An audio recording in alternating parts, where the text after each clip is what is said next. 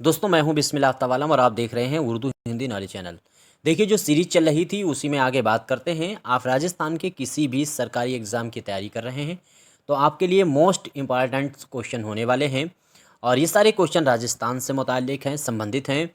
कोई भी आप एग्ज़ाम चाहे फर्स्ट ग्रेड हो, सेकेंड ग्रेड हो, थर्ड ग्रेड हो, जो भी एग्ज़ाम हैं सभी के लिए हैं। आप प्रैक्टिस पर गौर कीजिएगा। पहला सवाल है कि 1869 में, यहीं से देखना शुरू कीजिए, कि 1869 में मेवाड़ राज्य में महकमा ख़ास, ये बहुत इंपॉर्टेंट है क्वेश्चन, महकमा ख़ास की जो है स्थापना किस राजा ने की थी। ये सवाल इससे पहले भी कई बार पूछा जा चुका है और ऐसे ही क्वेश्चनों को मैं आपके सामने लाने की कोशिश करता हूँ जो क्वेश्चन पूछे जा चुके हों या जो पूछे जाते हैं उसके आसपास के क्वेश्चन हैं। जिस बच्चे ने आंसर दिया होगा डी, उसका सही है। महाराणा शंभू सिंह का नाम आपको याद रखना है और उम्मीद करता हूँ सभी का आंसर सही हुआ होगा। अगला प्रश्न है, मेहरानगढ़ दुर्ग में स्थित चामुंडा माता मंदिर की स्थापना किसने की थी। तो चामुंडा माता मंदिर की स्थापना किसने की थी मेहरानगढ़ में, ये आपको बताना है और उम्मीद करता हूँ आप सभी का आंसर, जिसने भी ए दिया होगा उन सभी का आंसर एकदम राइट होने वाला है। देखिए उर्दू के अगर आप स्टूडेंट हैं तो आपके लिए फ्री में सारी चीज़ की तैयारी कराई जाती है, राजस्थान हो या उर्दू सब्जेक्ट हो। बस ये है कि आप मेरी बुक खरीद सकते हैं अगर उर्दू की तैयारी कर रहे हैं। अगला प्रश्न है कि गरासिया जनजाति, ये जनजाति है वहाँ राजस्थान की, गरासिया जनजाति में मोर बंधिया जो रीत है, उस रीति रिवाज जो है उसका वो किस अवसर से जुड़ी हुई है, यानी ये रीत जो है वो किस अवसर पे निभाई जाती है, कौन सी है। तो मोर बंधिया जो है वो आपको याद रखना है, ये वर्ड आपको याद रखना है। तो ये विवाह से संबंधित है, शादी या विवाह जो भी है। आंसर जिस बच्चे ने दिया होगा बी, उसका आंसर सही है। देखिए अगर कोई क्वेश्चन गलत होता है तो उस क्वेश्चन को ज़रूर बताइएगा। अगले बार क्वेश्चन नंबर भी डाल देंगे तो आपको बताने में आसानी रहेगी कि ये क्वेश्चन गलत हुआ। आप हवाई कमेंट कर देते हैं कि सर आपने ये जो है आप गलत पढ़ा देते हैं या राजस्थान को गलत पढ़ा, ऐसा बिल्कुल नहीं है। पिछली बार जो वीडियो आई थी राजस्थान से संबंधित, उसमें मैंने एक्सप्लेन में ये कह दिया था कि राजा रतन सिंह जो थे वो जो है गुहिल वंश का अंतिम शासक था। दरअसल गुहिल वंश में भी दो शाखाएं हुई थी, तो जो रावल शाखा है उसका अंतिम शासक जो है वो रतन सिंह था और उसका जो शासन माना जाता है वो 1299 से, मैंने बताया था ये कई किताबों में है, लेकिन आरपीएससी जो राजस्थान की बुक है उसने जो है वो 1302 से 1303 के बीच में उसका शासन माना है, तो वो खैर देख लीजिएगा। अगला प्रश्न है कि निम्नलिखित में से भूदान, यहाँ से आपको देखना है कि भूदान और साथ में कूपदान, ये दोनों वर्ड आपको याद रखना है, भूदान और कूपदान, कार्यक्रमों में सक्रिय होने के कारण 1956 में पद्म विभूषित पुरस्कार प्राप्त किया था। तो उस महिला का नाम आपको बताना है, वो पहली महिला कौन है जिन्होंने 1856 में 1956 में पद्म विभूषण पुरस्कार प्राप्त किया था। क्यों प्राप्त हुआ था इनको, तो भूदान और कूपदान कार्यक्रमों में सक्रिय होने की वजह से। तो बहुत इंपॉर्टेंट क्वेश्चन है और इसमें जिस बच्चे ने दिया होगा डी, आंसर उसका सही है। जानकी देवी बजाज का नाम आपको भूलना नहीं है, डी आंसर एकदम राइट होने वाला है। देखिए जो भी क्वेश्चन गलत होता है ज़रूर बताइएगा, मैं आपका बहुत धन्यवाद अदा करूँगा अगर आप गलत क्वेश्चनों को पकड़ते हैं। 1857 में कलाओं के प्रोत्साहन के लिए किस महाराजा ने स्कूल ऑफ आर्ट्स एंड जो क्राफ्ट जो है उसकी स्थापना किसने की थी। अच्छा ये सवाल पूछा जा चुका है इसलिए आपको हर हाल में याद ही रखना है। तो school of arts and craft का नाम आपको याद रखना है। 1857 में कलाओं को प्रोत्साहन करने के लिए, तो आप अगर आंसर दे रहे हैं ए तो आपका सही है, सवाई राम सिंह द्वितीय। नाम आपको याद रखना है सवाई राम सिंह द्वितीय, क्योंकि ये पूछ सकता है और पूछा जा चुका भी है। इसके बाद में अगला प्रश्न है, राजस्थान में रूपायन संस्थान कहाँ स्थित है। तो ये आपको बताना है ये कहाँ जो है संस्थान है, रूपायन संस्थान आपको बताना है किस ज़िले में है। तो जो है आपका आंसर सही होना चाहिए सी, जिस आंसर ने सी दिया है बोरुंदा, उसका आंसर बिल्कुल सही है और आंसर आपका सी होने वाला है।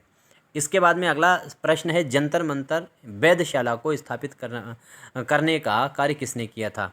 देखिए जंतर मंतर को जो वेधशालाएँ स्थापित कराई गई थी वो 5 वेधशालाएँ थीं। 5 वेधशालाएँ स्थापित कराई गई थी। कहाँ कहाँ कराई गई थी, किन शहरों में कराई गई थी, अगले बार प्रश्न में आएगा।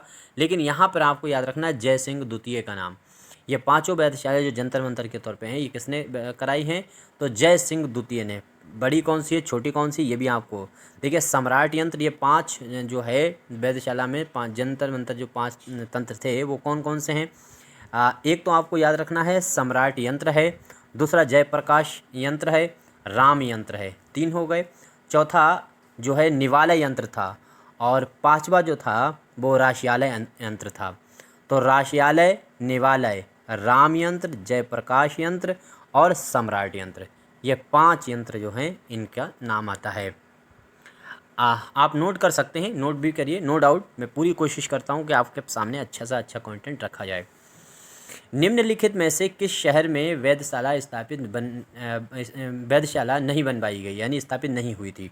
तो 5 थे, आपको मालूम होना चाहिए। देखो, वाराणसी उत्तर प्रदेश में है, उज्जैन मध्य प्रदेश है, इसमें भी स्थापित कराई गई। जयपुर में 3 हो गए, एक आपको नाम याद रखना है दिल्ली, 4 हो गए, और 5वां मथुरा। तो 5 ही जगह पर स्थापित। आपका इसमें जो आंसर सही होगा वो उदयपुर, यही आंसर सही है, क्योंकि ये आंसर गलत है और यहाँ पर गलत ही पूछा गया है, किस में नहीं है। तो 5 शहर नाम याद रहे, जयपुर, उज्जैन, वाराणसी, मथुरा, दिल्ली। उत्तर प्रदेश में कितने हैं, तो 2। इसके बाद में अगला प्रश्न है कि कथौड़ी जनजाति मुख्यतः किस ज़िले में पाई जाती है। ये ऐसी जनजाति है जिससे संबंधित प्रश्न पूछा जाता है, आपको मालूम होना चाहिए। देखिए, मैं फिर वही बात कहूँगा कि आपका अगर आंसर मेरा जो गलत होता है तो वो ज़रूर बताइएगा। अगर आपको लगता है कि मैंने गलत आंसर बता दिया है, मैं नहीं चाहता कि किसी भी तरह की कोई कमी मेरी वीडियो में रहे। आंसर आपका डी है, उदयपुर बिल्कुल सही होने वाला है। मैं रिपीट कर देता हूँ, 2-3 सेकंड 5 सेकंड का टाइम इसलिए दे देता हूँ ताकि आप क्वेश्चन को अपने दिमाग में भी फीड कर पाएँ। बहुत इंपॉर्टेंट क्वेश्चन मैं लेने की कोशिश करता हूँ। गरासिया जनजाति सर्वाधिक किस ज़िले में पाई जाती है। इस तरह के सवाल बहुत पूछे जाते हैं कि किस ज़िले में सर्वाधिक है, प्रतिशत के हिसाब से किस में है, जनसंख्या के हिसाब से किस में है। तो जनसंख्या के हिसाब से सर्वाधिक गरासिया जनजाति जो पाई जाती है वो सिरोही जिला आपको याद रखना है। आंसर आपका सही होने वाला है सी। तो जिस बच्चे ने आंसर दिया है सी, उसका एकदम बिल्कुल राइट आंसर है। आगे, किस राजा ने राजस्थान में विशेष रूप से ब्लू पोएट्री जो है उसको संरक्षण दिया था। तो ब्लू पोएट्री जो है उसका संरक्षण देने का काम, देखिए, स्थापित करने का काम दूसरे ने किया और संरक्षण देने का काम दूसरे ने किया। तो यहाँ पर आपसे पूछा संरक्षण गया है, तो सवाई राम सिंह का नाम आपको हर कीमत पर याद रखना है। तो सवाई राम सिंह जो है वो हमसे गलत नहीं होना चाहिए। अगला प्रश्न है, मेवाड़ की पुकार 21 सूत्रीय मांग पत्र का संबंध किससे था। यहाँ पे गलत लिख दिया है, टाइप हो गया है। तो बस ये समझिए कि मेवाड़ की पुकार कितनी सूत्रीय है, तो 21 सूत्रीय मांग पत्र था। किससे संबंधित था, उससे संबंधित आपको नेता का नाम बताना है।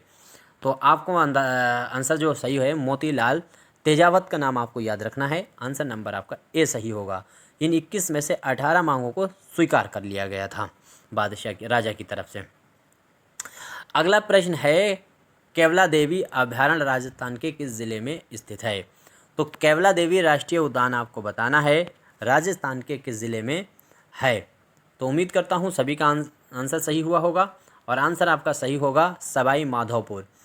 इस टाइम सवाई माधोपुर की हालत थोड़ी ख़राब है, बाढ़ से कई इलाके ग्रस्त हो चुके हैं, ख़ासतौर से पंजाब और हरियाणा। और इसमें जो है सवाई माधोपुर राजस्थान के कुछ इलाके जो भरतपुर के आगे से लगे हुए हैं वो भी थोड़ा प्रभावित हैं। तो सवाई माधोपुर की भी स्थिति ख़राब है। देखिए, बाढ़ में जितने भी लोग प्रभावित हुए हैं, चाहे राजस्थान के हों, चाहे वो महाराष्ट्र वो से हरियाणा से हों, चाहे पंजाब से हों, जितना हो सकता है अपने स्तर पर उनकी मदद करने की कोशिश कीजिए। और हिंदुस्तान में हर इंसान को एक दूसरे से दिली मोहब्बत के तौर पर मदद करनी चाहिए, क्योंकि हम विश्व पटल पर सब एक हैं। बाकी हो सकता है हमारी भाषा अलग हो, राज्य अलग हो, वेशभूषा अलग हो, लेकिन हम अपनी पहचान हिंदुस्तानी के तौर पर विश्व पटल में रखते हैं। आगे देखिए, राजस्थान की सबसे बड़ी जनजाति कौन सी मानी जाती है। बहुत इंपॉर्टेंट सवाल है, इसको हर हाल में आपको याद रखना चाहिए। तो मीणा आपको याद रखना है। आंसर आपका सही होगा सी। तो सी आंसर आपका सही है। अगला सवाल है, राजस्थान का प्रवेश द्वार किस ज़िले को कहा जाता है। तो प्रवेश द्वार जो है वो किस ज़िले को कहा जाता है? बहुत आसान सवाल है, क्योंकि आगरा पार करेंगे फ़ौरन मथुरा है, ओ सॉरी आगरा पार करेंगे फ़ौरन ही राजस्थान का पहला ज़िला भरतपुर है। और यहाँ आंसर आपका जो है वो सी ही सही होने वाला है, वो बी सही होने वाला है। जिस बच्चे ने दिया हो भरतपुर, उसको भरतपुर को राजस्थान का प्रवेश द्वार कहा जाता है। राजस्थान के प्रथम मुख्यमंत्री कौन थे? ये बहुत ही अहम सवाल है जो हर बच्चे को आना चाहिए कि राजस्थान का प्रथम मुख्यमंत्री कौन था। उम्मीद करता हूँ सभी का आंसर सही हुआ होगा और सही भी होना चाहिए। तो इसमें जिस बच्चे ने आंसर दिया होगा, देखिए यहाँ पे मैं थोड़ी सी आपसे बात कर लेता हूँ। इसमें आपका आंसर सही होगा हीरालाल शास्त्री। राजस्थान का पहला मुख्यमंत्री कौन है? हीरालाल शास्त्री। राजस्थान की पहली महिला मुख्यमंत्री तो वसुंधरा राजे। राजस्थान का पहला राज्यपाल किसको माना जाता है? तो पहला राज्यपाल आप देख सकते हैं गुरुमुख निहाल सिंह। आपका आंसर हो जाएगा बी। अच्छा, टीकाराम पालीवाल फिर क्या है? तो टीकाराम पालीवाल जो है वो राजस्थान के प्रथम निर्वाचित मुख्यमंत्री थे। अगर पहला निर्वाचित मुख्यमंत्री आपसे पूछा जाए तो टीकाराम पालीवाल, आपका आंसर फर्स्ट वाला सही होगा। और सिर्फ पहला मुख्यमंत्री पूछा जाए तो हीरालाल शास्त्री। उम्मीद करता हूँ सभी का आंसर सही हुआ होगा। अच्छा, दूसरी चीज़ और भी याद रखिएगा, अगर प्रथम महिला मुख्यमंत्री पूछी जाए तो वसुंधरा राजे हैं, लेकिन अगर पूछा जाए राजस्थान की प्रथम जो है वो महिला विधायक कौन थी, तो यशोदा का नाम आपको याद रखना है। यशोदा देवी जो है वो राजस्थान की पहली महिला विधायक थी।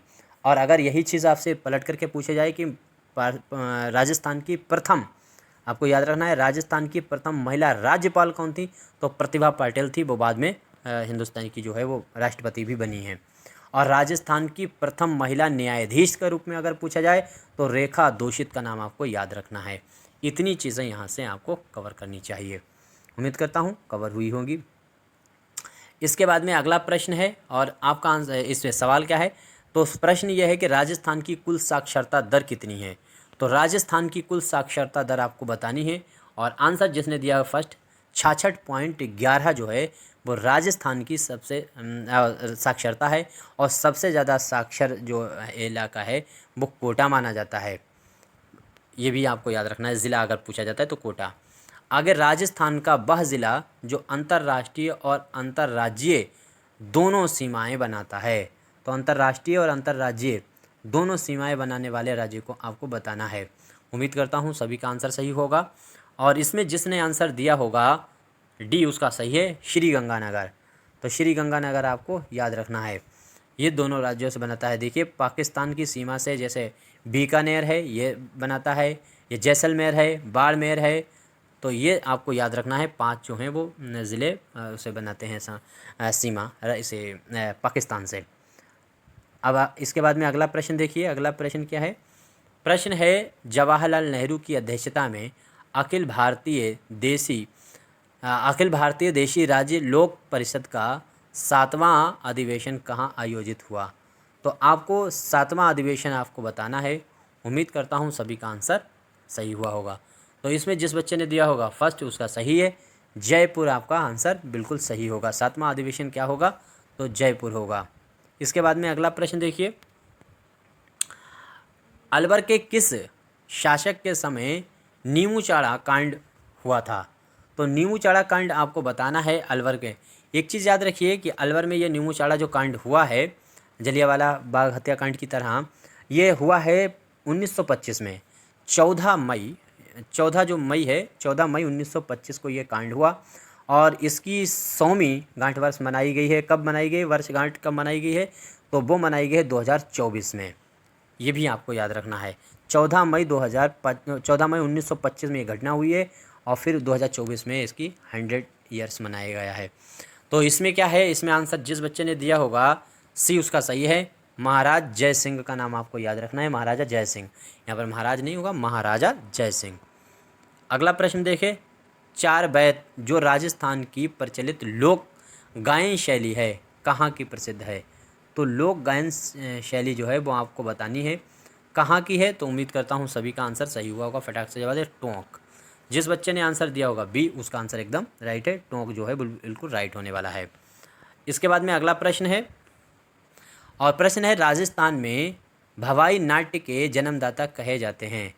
तो जो भवाई नाट्य है उसके जन्मदाता आपको बताना है। देखिए कल्चर जो है राजस्थान का ज़रूर पूछा जाता है, इससे संबंधित आपसे सवाल बनना ही बनना है। तो कौन से नाट्य से कौन संबंधित, दो दो तीन तीन सभी के, जैसे संगीत है और जो नाट्य हैं, नृत्य हैं, उनके फेमस कलाकार हैं, वाद्य यंत्र के फेमस कलाकार, उनके नाम आपको याद रखना चाहिए। आंसर आपका ए सही होगा, बाघात जी आपको ना याद रखना है और ये भवाई नाट्य से संबंधित हैं। इसके बाद में अगला प्रश्न है, निम्नलिखित में से सही सुमेलित नहीं है, इनमें से उसकी पहचान कीजिए जो सही नहीं है। देखिए भवाई जो है ये पहला वाला तो बिल्कुल सही है, गुजरात राज्य से सटे क्षेत्रों में ये भवाई नृत्य होता है। इसके बाद में गबरी, ये कहाँ का है, तो ये मेवाड़ का है, ये भी आपको मालूम है। रम्मत आपको याद रखना चाहिए, ये बीकानेर और जैसलमेर का है, जो पाकिस्तान के किनारे का इलाका है, सरहद से लगा हुआ, उस इलाके में रम्मत, ये आपको याद है। अच्छा तमाशा जो है ये जो है वो भीलवाड़ा, यहाँ पे भीलवाड़ा दिया गया है, ये तमाशा गलत है, भीलवाड़ा का नहीं है। तो फिर तमाशा है कहाँ का, तो तमाशा जो है वो जयपुर का है। तो तमाशा भीलवाड़ा का ना होकर के जयपुर का है, ये चीज़ आपको नहीं भूलना है। अगला प्रश्न है, मेवाड़ के अरावली क्षेत्र की भील जाति का लोक नाट्य कौन सा है। तो लोक नाट्य आपको बताना है जो मेवाड़ के अरावली क्षेत्र की भील जाति का है वो आपको बताना है। उम्मीद करता हूँ सभी का आंसर सही हुआ होगा और इसमें जिस बच्चा ने गबरी दिया है उसका आंसर सही है, यानी बी सी आंसर राइट होने वाला है। इसके बाद में अगला प्रश्न है, राजस्थान में भीलवाड़ा निवासी श्री लाल जोशी किस काल से संबंधित हैं। यानी ये जो है आंसर ये इसमें सवाल में किस कला से संबंधित हैं, तो उम्मीद करता हूँ सभी का आंसर सही हुआ होगा। तो किस कला से संबंधित है ये आंसर आपको इसका जवाब देना है और इसमें आंसर होगा सी सही। फल आपको याद रखना है, इसी से संबंधित हैं और ये आपको नहीं भूलना है कि भीलवाड़ा निवासी हैं कौन, लाल जोशी। लाल जोशी संबंध काहे से है इनका, तो फल से। अगला देखिए प्रश्न है, पाबू जी की फल में भोपा द्वारा प्रयोग किया जाने वाला लोक वाद्य यंत्र कौन सा है। तो कौन सा लोक वाद्य यंत्र है जिसका जवाब आपको फटाक से देना है। उम्मीद करता हूँ सभी का आंसर सही हुआ होगा और इसमें जिस बच्चे ने जवाब दिया होगा रावण हत्था, उसका आंसर सही है, यानी बी आंसर एकदम राइट होने वाला है। जिस बच्चे ने दिया होगा बी, उसका एकदम आंसर सही है। इसके बाद अगला प्रश्न है, गोपी जी भट्ट किस लोक नृत्य की शैली से जुड़े हुए हैं। तो इनका संबंध आपको बताना है, किससे इनका संबंध है। उम्मीद करता हूँ सभी का आंसर सही हुआ होगा। फटाफट इसकी जवाब के देने की कोशिश कीजिए और जिस बच्चे ने दिया होगा तमाशा, उसका आंसर एकदम सही है। तो गोपी जी भट्ट हैं वो किससे संबंधित हैं, उनका संबंध है तमाशा से। ये किसी को भी नहीं भूलना है, तमाशा आपको हर हाल में याद रखना है। उम्मीद करता हूँ सभी का आंसर सही हुआ होगा और यहीं तक क्वेश्चनों पे बात करते हैं। कोई भी क्वेश्चन गलत हुआ है ज़रूर बताइएगा, कोई प्रश्न अगर गलत हुआ है ज़रूर बताइएगा और जो क्वेश्चन गलत हो और आपको भी राइट हो वही चीज़ को बताइएगा। आप कंफ्यूज करके थोड़ा सा मुश्किल खड़ी कर देते हैं, तो ऐसा ना कीजिएगा और कोशिश कीजिए कि मैं जो पूछा जो आपसे जा रहा है उसी पर बात कीजिएगा। अच्छा, ये प्रश्न मैंने आपके सामने रखा था कि राजस्थान की सबसे बड़ी जनजाति कौन सी है, तो थोड़ा सा इसमें समझ लीजिए। ये तो मैंने बता दिया था कि ये सबसे बड़ी जनजाति राजस्थान की जो पूछी जाए तो मीणा आपका आंसर सही होगा। लेकिन राजस्थान में द्वितीय मुख्य जनजाति अगर पूछी जाती है तो वो भील है। पहली अगर पूछी जाती है तो मीणा है सबसे ज़्यादा, फिर उसके बाद में दूसरे नंबर पर भील है।